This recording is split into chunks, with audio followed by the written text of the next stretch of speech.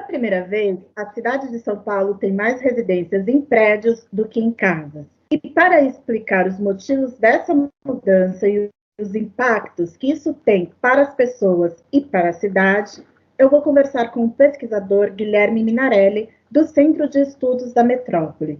Guilherme, muito obrigada por nos atender. Obrigado a vocês, Gladys, pelo convite. Boa tarde. Boa tarde. Guilherme, em primeiro lugar, você pode nos explicar o que levou a esse aumento da verticalização na cidade? Bom, Gladys, na verdade, o que o estudo está mostrando, que a gente apresentou, né, essa foi uma primeira nota técnica que a gente apresentou de uma série de notas que vão ser apresentadas até o final do ano semanalmente, né, então essa primeira nota mostra, na verdade, um processo de longo prazo, né, de mudança do padrão do estoque residencial da cidade, né. A gente não vê exatamente uma relação de uma mudança muito específica nesses 20 anos. O que a gente vê é um crescimento muito estável, né, da transformação da cidade num sentido de uma verticalização maior, e isso a gente acaba apresentando de 2000 a 2020, né, mas a gente olhando para trás, a gente vê que isso é uma tendência que já vem de antes, né, é um processo que a gente deve acompanhar aí para os próximos anos, certamente. E essas novas moradias, elas têm um perfil específico? Então, o que a gente viu, o que a gente está olhando exatamente nesses dados, né, então é o estoque residencial, então é o parque edificado, né, são as edificações, exatamente, a gente não está olhando as pessoas, né, então o que a gente viu é exatamente uma mudança do padrão também da cidade, né, de um padrão horizontal, baixo padrão, para uma medianização da cidade, digamos assim, né, então, se a gente pode inventar essa palavra, assim, né, então, ela verticalizou muito, sobretudo, passando a predominar o tipo de apartamento médio padrão, né, então, e houve um crescimento também expressivo aí do vertical alto padrão também, né. Guilherme, eu já vi algumas críticas, né, no que diz respeito à verticalização em como ela foi feita na cidade de São Paulo, nas cidades brasileiras em geral, falando que é muito centralizada, enfim. O que você acha que essa verticalização representa para a cidade em termos de qualidade de vida? É bom ou é ruim? Ou não dá para colocar dessa forma? Olha, Gladys, é interessante isso, é uma questão interessante, porque ela em si não é uma coisa nem negativa nem positiva, né, a verticalização. Se a gente for olhar para a maior parte das cidades, grandes cidades do mundo, né, o que a gente tem como referência de cidades boas para se viver e tal, elas são, na maior parte delas, verticais, né, ou predominantemente verticais, né. A questão, então, fica como verticalizar, né. De um lado, você certamente pode sobrecarregar, se você verticalizar demais, você pode sobrecarregar a infraestrutura, fazendo com que a densidade seja construtiva e habitacional mesmo das pessoas, quantidade de gente, né, populacional, seja muito grande numa determinada região.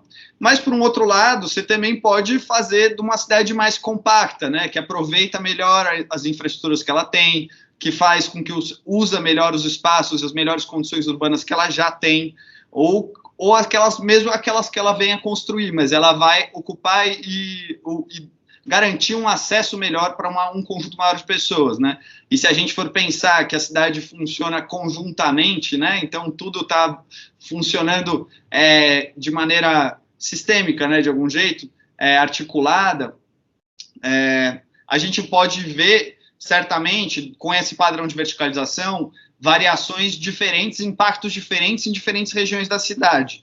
É algo que a gente vai abordar em notas futuras, que a gente vai tratar do processo mais específico do território, né, das regiões específicas da cidade.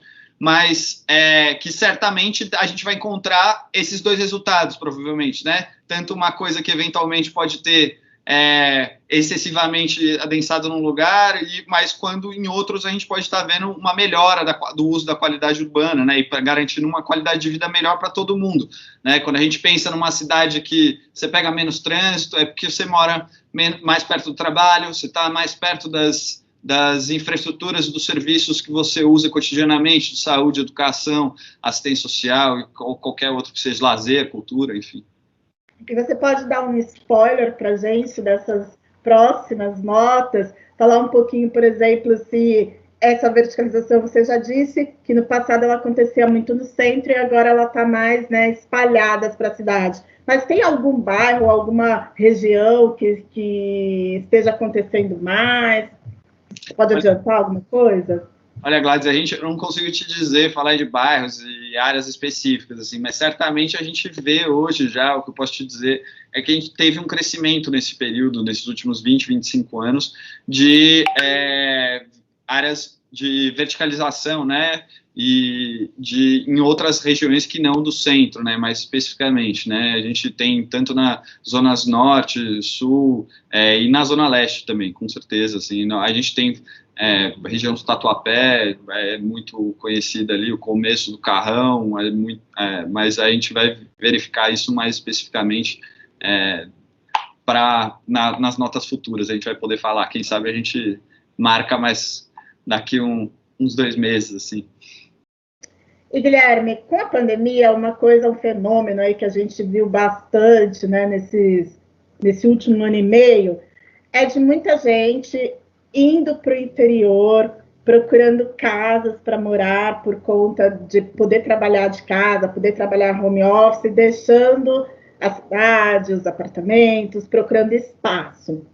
Você acredita que isso, de alguma forma, vai se tornar uma tendência e a gente possa futuramente haver uma parada dessa verticalização ou não vai chegar a impactar? Olha, eu sou um pouco cético em ver uma transformação muito abrupta, assim, dessa tendência mais que a gente vê muito consistente de crescimento da cidade e, nesse sentido, crescimento vertical, né, sobretudo. Eu acho que o que a gente deve ver é, sobretudo, uma mudança dos padrões dos tipos de imóvel, né, o que a gente já tem visto é uma mudança, isso pode estar mais associado também com mudança de regulação urbanística e tal, mas padrões de imóveis menores, com menos garagens, e certamente agora, talvez, eu já vi alguma coisa, deve haver uma pressão no mercado, né, de tentar buscar, eu vi alguma coisa internacionalmente, já está se falando disso, de produzir imóveis com maior conforto, digamos assim, né? Então, eventualmente, daí a questão dos escritórios, a mesma coisa. Eu duvido que a gente vá ter uma mudança uma completa dispersão das grandes cidades, né? Digamos assim, a nossa vida, o que dá a graça da vida urbana é justamente a densidade de pessoas, né? Então, a gente está todo mundo na cidade porque aqui tem mais coisas, tem mais gente e é onde as coisas acontecem, tem dimensões e custos e tal, associados mesmo à proximidade das pessoas, que por mais que essa coisa virtual facilite esse nosso acesso, por exemplo, agora, essa nossa conversa, eu duvido que vai impactar a verticalização propriamente das cidades, assim, e a cidade de São Paulo. E, Guilherme, para terminar, eu vi algumas declarações de vocês falando que está ocorrendo uma elitização das tipologias residenciais. O que é isso exatamente? Como a gente estava conversando, como eu estava comentando, né, então também na nossa conversa, no final houve uma mudança, né, então o que a gente viu foi um crescimento muito grande substantivo do padrão médio vertical, né, dos apartamentos de padrão médio, que ultrapassou as casas de padrão baixo e médio para predominar. E o que a gente viu também foi um crescimento muito grande mais expressivo, né, mais acelerado do que os outros, né, do vertical alto padrão. O que fez, inclusive, com que ele passasse metragem quadrada das residências baixo padrão. Isso significa o quê? Então, a gente pode dizer que hoje na cidade de São Paulo tem mais metros quadrados construídos de alto padrão, de apartamento alto padrão, do que de metragem quadrada de casa de baixo padrão na cidade. Então, assim, a gente pode dizer que, em termos construtivos, a cidade elitizou, né? E se ela predominava um padrão residencial baixo padrão antes, agora ela é médio com mais mais representatividade do alto padrão. Então, ela elitizou de algum jeito.